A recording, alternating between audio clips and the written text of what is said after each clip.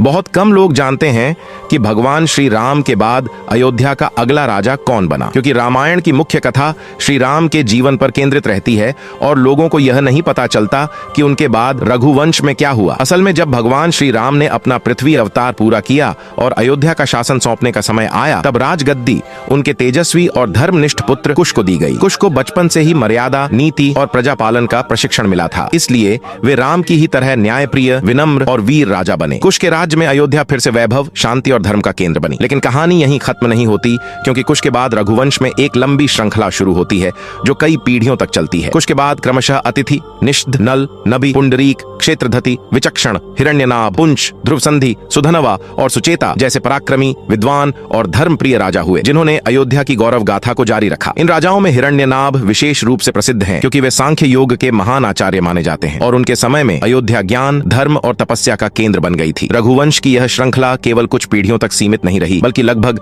60 से 70 पीढ़ियों तक चली, जिससे यह सिद्ध होता है कि श्री राम का वंश त्रेता युग से लेकर द्वापर के अंतिम चरण तक जीवित रहा। अंत में इस वंश का सबसे प्रमुख राजा बृहदबल हुआ, जो महाभारत के युद्ध में कौरव पक्ष की ओर से लड़े और अभिमन्यु के हाथों वीर गति को प्राप्त हुए। इस प्रकार श्री राम के बाद भी रघुवंश की महिमा, उसकी परंपरा और उसका गौरव युगों तक चमकता रहा और अयोध्या का नाम धर्म, न्याय और पराक्रम का प्रतीक बना रहा।